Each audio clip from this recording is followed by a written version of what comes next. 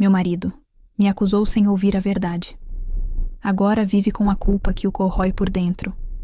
Eu sempre acreditei que a verdade era uma fortaleza, que bastava ser honesta, dedicada e amorosa para que nada de ruim me alcançasse. Aos 36 anos, eu, Camille Andrade, professora de literatura numa escola particular em Campinas, tinha construído uma vida que parecia segura.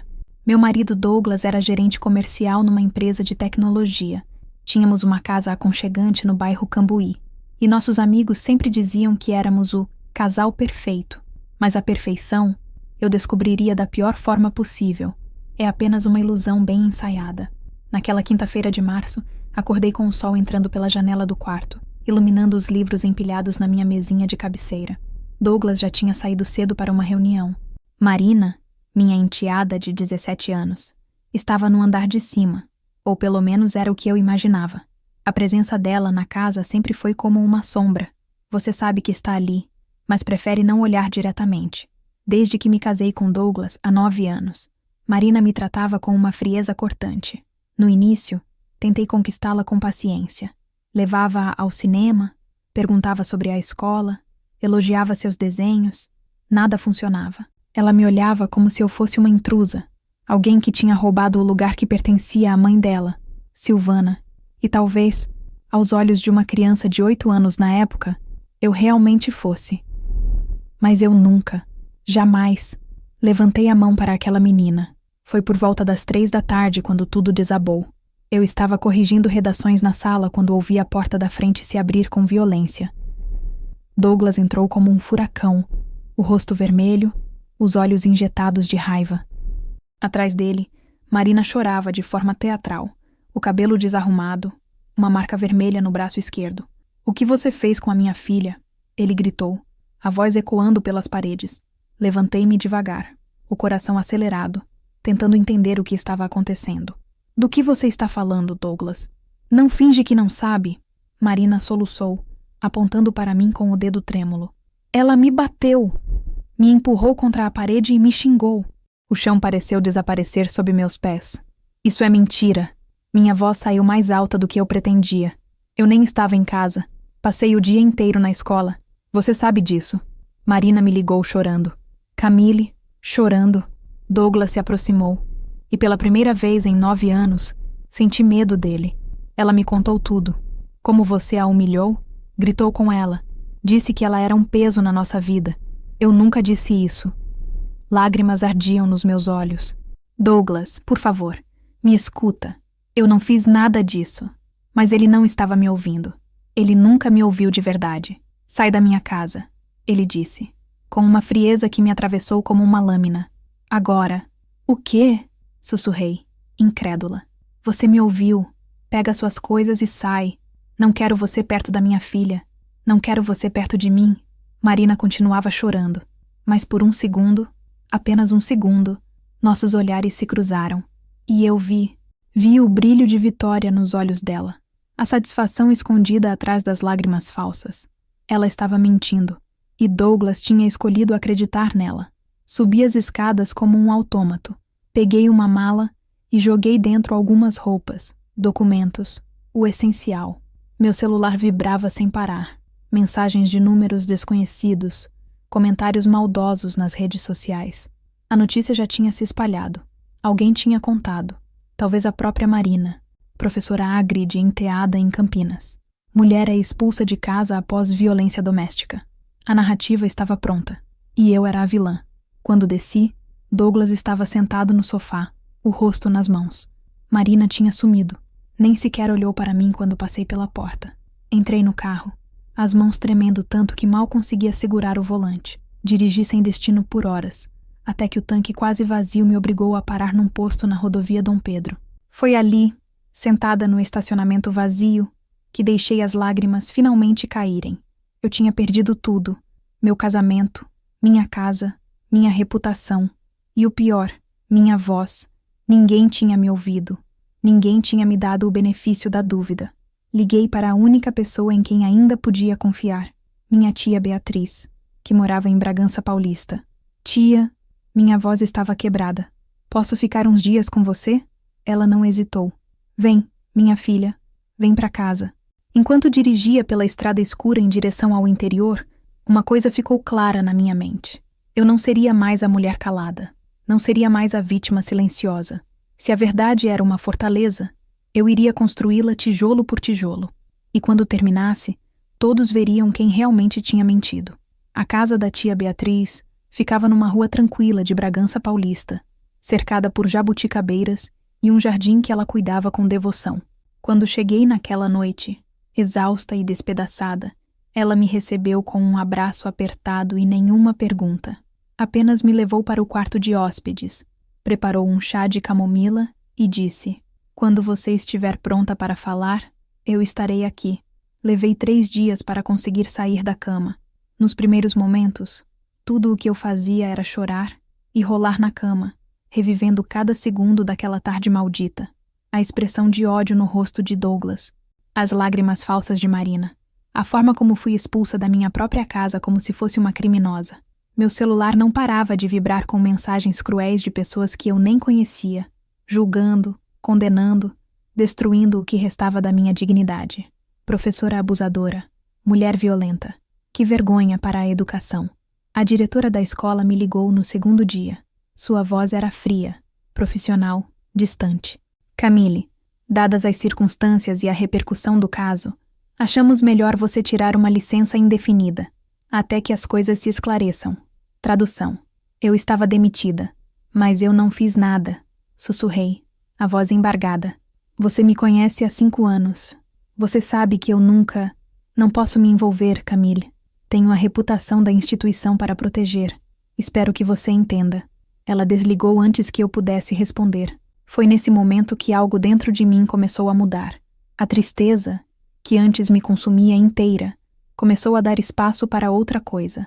Raiva. Uma raiva fria, lúcida, que queimava devagar mas constante.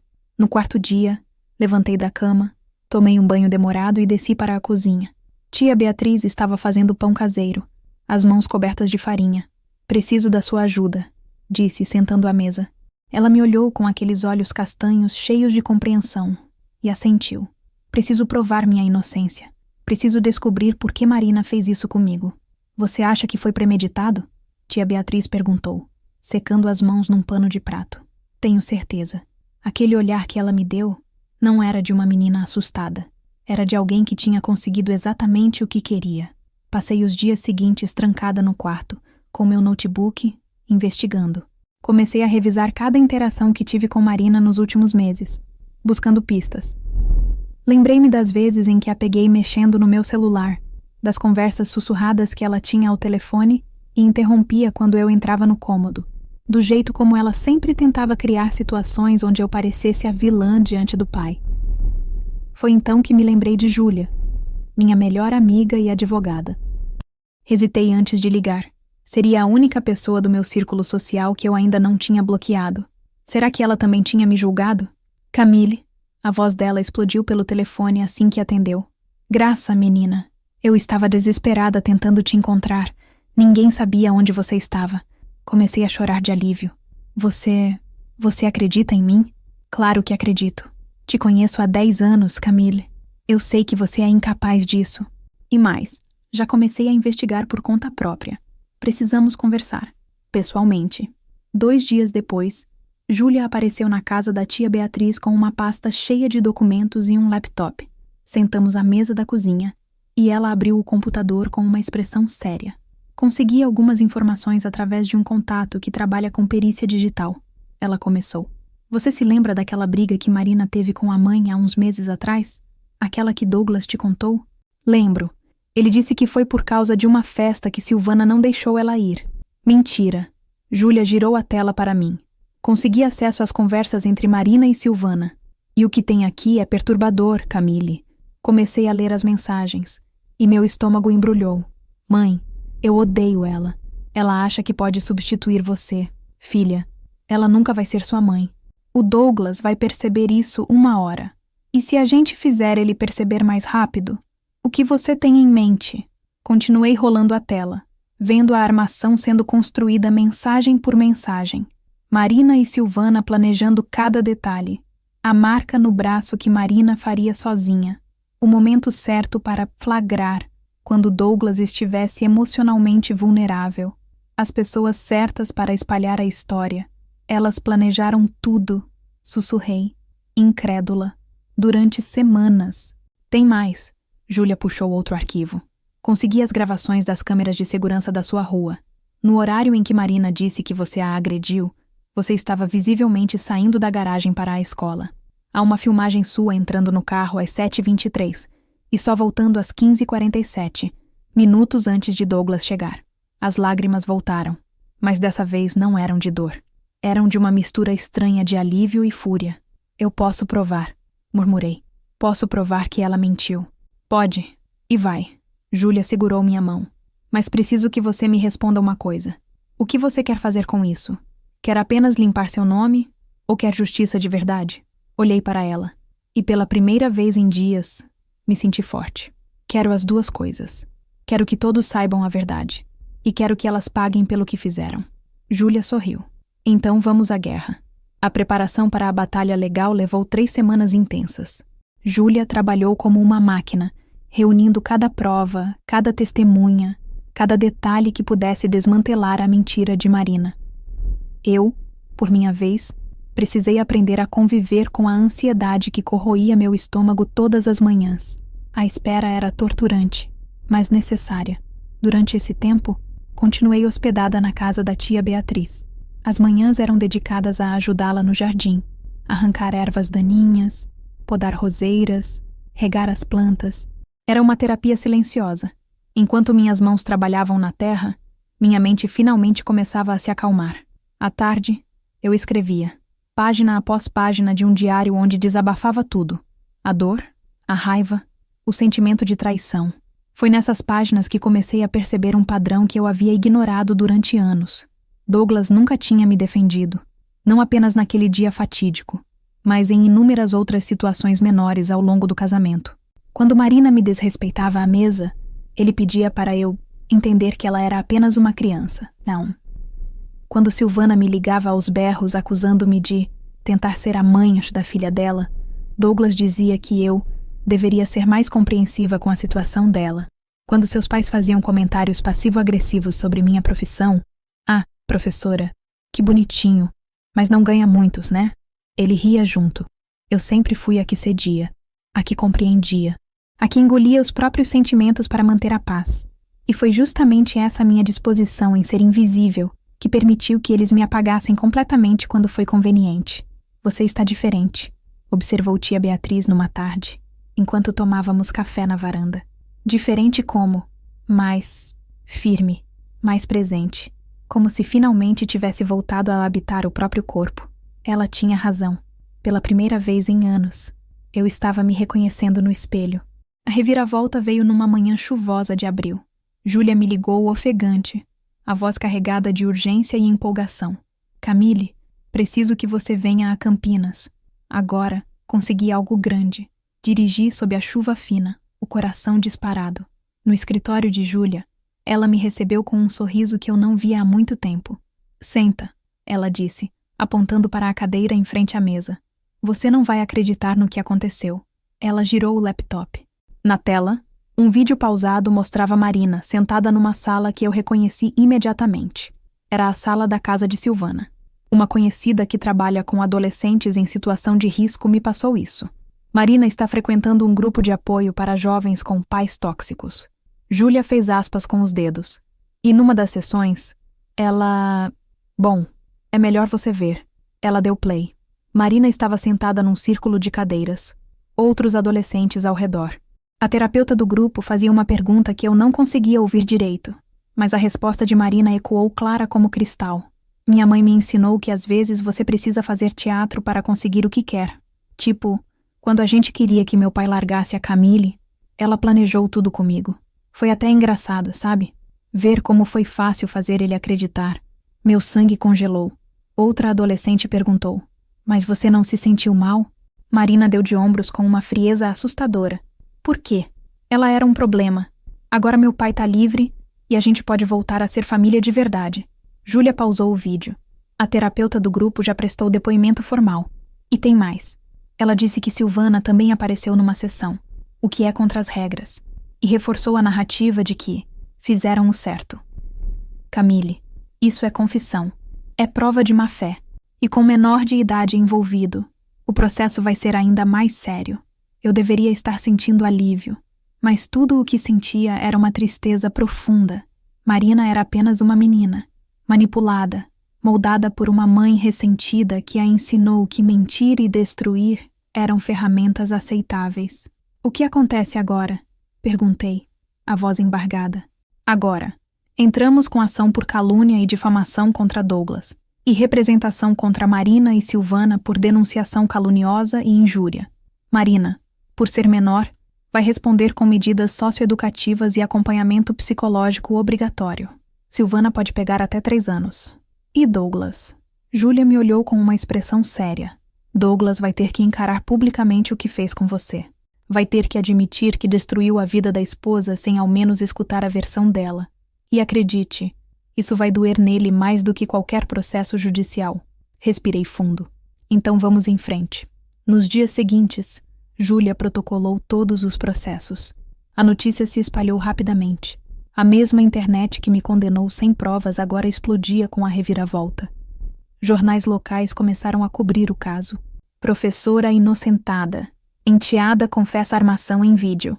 Meu celular voltou a explodir, mas dessa vez com pedidos de desculpas, mensagens de apoio, convites para entrevistas. A diretora da escola me ligou, gaguejando desculpas, oferecendo meu cargo de volta. Eu recusei. Quando eu precisei, a senhora virou as costas. Disse calmamente. Não quero voltar para um lugar onde a lealdade depende da opinião pública. Desliguei antes que ela pudesse responder. Naquela noite, sentada na varanda da casa da tia Beatriz, observei as estrelas. Pela primeira vez em meses, senti algo parecido com paz. Não era felicidade, ainda não. Mas era o começo de algo novo. Algo meu. A verdade tinha me libertado. Agora, faltava a justiça. O processo judicial começou numa manhã abafada de maio. O Fórum de Campinas estava lotado. Jornalistas, curiosos, pessoas que tinham acompanhado o caso pela internet e agora queriam ver o desfecho com os próprios olhos. Júlia estava ao meu lado, impecável no terno azul marinho, segurando a pasta com todas as provas que coletamos durante semanas. Eu tinha passado a noite anterior sem dormir, ensaiando mentalmente cada palavra que diria, cada expressão que manteria no rosto. Precisava estar forte. Precisava mostrar que não era mais a mulher quebrada que saiu de casa naquela noite de março. Quando entrei na sala de audiências, meus olhos encontraram Douglas imediatamente. Ele estava sentado do outro lado, ao lado do advogado dele, e a diferença em sua aparência me chocou. O homem que sempre fora vaidoso, de barba feita e roupa impecável, agora estava com olheiras profundas, o terno amarrotado, os cabelos desgrenhados. Quando nossos olhares se cruzaram, vi algo que me pegou desprevenida. Vergonha. Marina estava sentada a algumas cadeiras adiante, ao lado de Silvana. A mãe mantinha uma expressão desafiadora, o queixo erguido, como se ainda acreditasse que sairia impune. Mas Marina parecia pequena, assustada. Pela primeira vez, vi nela não a manipuladora que destruíra minha vida, mas uma menina de 17 anos que tinha sido moldada por ressentimentos que não eram dela. Quase senti pena, quase. A juíza, Helena Carvalho, uma mulher de uns 50 anos com um olhar penetrante, abriu a sessão. Júlia apresentou as provas metodicamente. As mensagens entre Marina e Silvana, as gravações das câmeras de segurança, o vídeo da confissão no grupo de apoio, os depoimentos de vizinhos que confirmaram minha saída de casa no horário alegado. Cada prova era uma pedra sendo retirada da montanha de mentiras que tinham construído sobre mim. O advogado de Douglas tentou argumentar que ele tinha agido de boa fé, acreditando genuinamente na filha, que ele era uma vítima também, manipulado por Silvana e Marina. Vítima? A voz de Júlia cortou o ar como uma lâmina. O Sr. Douglas Ferreira expulsou a esposa de casa sem sequer permitir que ela se defendesse. Não pediu provas, não questionou a versão da filha, não acionou autoridades competentes para investigar. Simplesmente condenou e executou a sentença. Isso não é ser vítima, meritíssima. Isso é ser cúmplice. Douglas baixou a cabeça. Quando chegou minha vez de falar, levantei devagar, sentindo o peso de todos os olhares sobre mim. Respirei fundo e comecei. Durante 9 anos, eu tentei ser a esposa perfeita, a madrasta compreensiva, a mulher que não fazia ondas, engoli desrespeitos, aceitei ser tratada como invasora na minha própria casa, fingi não ver quando meu marido escolhia sempre o lado de outros contra mim. Minha voz estava firme, mas as lágrimas começaram a escorrer. E quando chegou o momento em que eu mais precisava dele, quando minha palavra deveria ter algum valor depois de quase uma década juntos, ele me descartou como lixo, sem conversa, sem benefício da dúvida, sem humanidade. Olhei diretamente para Douglas. Você me matou naquele dia. Não fisicamente, mas me matou. Matou a mulher que confiava em você, que acreditava que o amor significava lealdade. E a pior parte é que você fez isso com tanta facilidade, como se eu nunca tivesse importado de verdade. Ele começou a chorar, as mãos cobrindo o rosto. Silvana foi a próxima. Sua defesa tentou alegar que ela apenas aconselhou a filha, mas o vídeo era claro demais. A juíza a olhou com desprezo mal disfarçado. A senhora, como mãe, tinha a responsabilidade de guiar sua filha pelo caminho correto. Em vez disso, a senhora a ensinou que mentir e destruir outra pessoa são estratégias aceitáveis. A senhora não apenas prejudicou a vítima, senhora Silvana.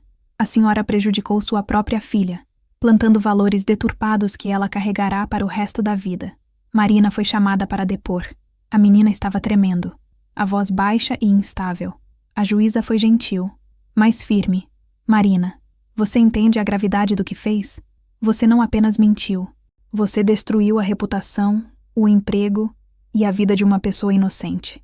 Eu não sabia que seria tão sério, Marina sussurrou. Minha mãe disse que era só para afastar ela um pouco, que depois tudo voltaria ao normal. E você achou que isso era aceitável? Silêncio. Olhe para a Camille, a juíza ordenou. Marina ergueu os olhos lentamente. Quando nossos olhares se encontraram, vi lágrimas genuínas pela primeira vez. Não eram lágrimas de vitória, eram de remorso. E me desculpa, ela sussurrou. Eu estraguei tudo. Estraguei a vida de todo mundo. Parte de mim queria gritar que um pedido de desculpas não consertava nada, mas outra parte, a parte que ainda era professora, que ainda acreditava em redenção, apenas assentiu. A sentença veio 2 semanas depois. Douglas foi condenado por danos morais e teria que pagar uma indenização substancial. Silvana recebeu 2 anos de pena alternativa com prestação de serviços comunitários. Marina foi colocada em acompanhamento psicológico obrigatório por tempo indeterminado e teria que fazer 100 horas de trabalho comunitário em abrigos para mulheres vítimas de violência doméstica. A ironia não passou despercebida por ninguém. Quando saí do fórum naquele dia, os jornalistas me cercaram com microfones e câmeras. Preparei um pequeno comunicado com Júlia. Justiça não é apenas sobre punição. É sobre verdade. É sobre não permitir que narrativas falsas destruam vidas. Se você está passando por algo parecido, não se cale. Não aceite ser apagada. A verdade sempre encontra um caminho. As palavras viralizaram naquela mesma noite. Voltei para Bragança Paulista exausta, mas com algo que não sentia há meses. Dignidade restaurada. 6 meses depois do julgamento, minha vida era irreconhecível. E pela primeira vez, isso era algo bom. Continuei morando em Bragança Paulista. A casa da tia Beatriz tinha se tornado meu refúgio, meu porto seguro, e quando ela sugeriu que eu ficasse permanentemente, aceitei sem hesitar. Campinas guardava memórias que eu não tinha interesse em revisitar. Aqui, no interior, eu podia respirar. Comecei a dar aulas particulares de literatura para alunos do ensino médio. Era um recomeço humilde, mas honesto. Cada aula era uma pequena vitória, uma prova de que eu ainda podia fazer o que amava sem carregar o peso da vergonha alheia. Meus alunos me respeitavam, meus alunos me ouviam. E isso bastava. Mas foi o livro que mudou tudo. Comecei a escrever numa noite insone, 3 meses após o julgamento. Não tinha pretensão de publicar. Era apenas uma forma de processar a dor, de transformar o trauma em algo tangível. Escrevi sobre relacionamentos abusivos silenciosos, aqueles em que não há violência física, mas onde você é apagada aos poucos, onde sua voz vai perdendo valor, até que um dia você percebe que ninguém mais te escuta. Escrevi sobre lealdade mal colocada, sobre mulheres que se curvam tanto para manter a paz que acabam quebrando a própria espinha. Escrevi sobre a armadilha de ser a compreensiva, a que não faz drama. Escrevi sobre o dia em que decidi que minha voz importava mais do que a aprovação de quem me silenciava. Chamei o livro de Quando a Verdade Chega. Júlia conhecia um editor em São Paulo e, meio sem acreditar, mandei o manuscrito. 2 semanas depois, recebi uma ligação. Eles queriam publicar. E mais. Achavam que o livro tinha potencial para se tornar um fenômeno. Eles não estavam errados. O livro foi lançado em setembro. Em menos de um mês, entrou na lista dos mais vendidos. Recebi centenas de mensagens de mulheres que se identificaram, que choraram lendo, que disseram que minha história as ajudou a encontrar coragem para confrontar situações semelhantes em suas próprias vidas. Fui convidada para palestras, podcasts, programas de TV. Minha história, que deveria ter me destruído, acabou se tornando uma plataforma para ajudar outras pessoas. E havia uma estranha beleza nisso, transformar veneno em remédio. Foi num desses eventos, uma palestra sobre relacionamentos saudáveis numa universidade em Campinas, que recebi a mensagem que eu sabia que viria, mais cedo ou mais tarde. Douglas queria me ver. Hesitei por 3 dias antes de responder. Parte de mim não queria revolver aquela terra. Mas outra parte, a parte que tinha escrito o livro, que tinha se reconstruído tijolo por tijolo, sabia que precisava desse fechamento. Marcamos num café discreto no centro de Bragança Paulista, num domingo de manhã. Quando ele entrou, mal o reconheci. Douglas tinha envelhecido anos em meses. Os cabelos, antes sempre impecáveis, estavam grisalhos nas têmporas. Tinha perdido peso. Os ombros curvados como se carregasse o mundo nas costas. Quando me viu, seus olhos se encheram de lágrimas imediatamente. Camille, ele disse, a voz quebrada. Obrigado por aceitar me ver. Indiquei a cadeira à minha frente. Não havia abraço. Não havia calor. Apenas 2 pessoas que um dia foram íntimas e agora eram estranhas. Eu não sei nem por onde começar, ele disse, as mãos tremendo ao redor da xícara de café. Eu estraguei tudo. Destruí a melhor coisa que já tive na vida, porque fui covarde demais para confrontar minha filha, para questionar, para te defender. Sim, respondi simplesmente. Foi exatamente o que você fez. Ele engoliu em seco. Eu perdi Marina também, continuou. Depois que tudo veio à tona, ela entrou em depressão profunda. Está em tratamento psiquiátrico. Não me perdoa por ter acreditado na mãe dela, por ter deixado que ela fosse usada dessa forma. Silvana... Bem, Silvana mostrou quem realmente é. Está tentando processar todo mundo, inclusive a própria filha, alegando que Marina agiu sozinha. Ele riu amargamente. Eu criei minha filha num ambiente tóxico e não percebi. Ou pior, percebi e fingi que não via. Douglas, disse calmamente, por que você está me contando isso? Ele me olhou com uma intensidade dolorosa. Porque eu preciso que você saiba que eu sei. Sei que te falhei de todas as formas possíveis. Sei que não mereço o seu perdão, mas preciso te pedir mesmo assim. Preciso que você saiba que eu me odeio todos os dias por ter te feito aquilo. Respirei fundo, sentindo uma mistura estranha de emoções, raiva, tristeza e, surpreendentemente, uma pontinha de compaixão. Eu não te perdoo, disse, e vi ele se encolher. Não porque queira te punir, mas porque perdão não é algo que se dá só porque alguém pede. Você me matou naquele dia, Douglas. Matou minha confiança, minha inocência, minha capacidade de acreditar que amor significa lealdade. Levei meses para me reconstruir, e a mulher que ressurgiu dessas cinzas não é a mesma que você conheceu. Eu sei, ele sussurrou, e ela é incrível. Li seu livro, 3 vezes. Cada palavra era uma facada, mas uma facada necessária. Terminei meu café, peguei minha bolsa. Eu não desejo mal a você, Douglas. Sinceramente. Espero que você aprenda com isso, que se torne um homem melhor, um pai melhor. Mas essa jornada é sua, não minha. Eu já fiz a minha. Levantei-me para sair, mas ele segurou minha mão levemente. Camille, será que um dia... Talvez... Não, disse com firmeza, retirando minha mão. Não há volta, Douglas. Você me matou quando virou as costas. Agora enterre sua culpa sozinho. Eu não sou mais sua salvação. Saí do café sem olhar para trás. Quando cheguei em casa, tia Beatriz estava na varanda, regando as flores. Como foi? Perguntou. Libertador, respondi. E era verdade. Naquela noite, sentei no pequeno escritório que tinha montado no quarto, abri meu notebook e comecei a escrever o segundo livro, porque minha história não terminava em dor ou em vingança. Terminava em renascimento, em força, em uma mulher que aprendeu que a voz mais importante que precisava ouvir era a sua própria. Olhei pela janela, vendo as estrelas brilharem sobre Bragança Paulista, e pela primeira vez em muito tempo, sorri genuinamente. Eu tinha perdido um casamento, uma casa, um emprego, mas tinha ganho algo infinitamente mais valioso, eu mesma. E quando a verdade finalmente chegou, ela não pediu licença.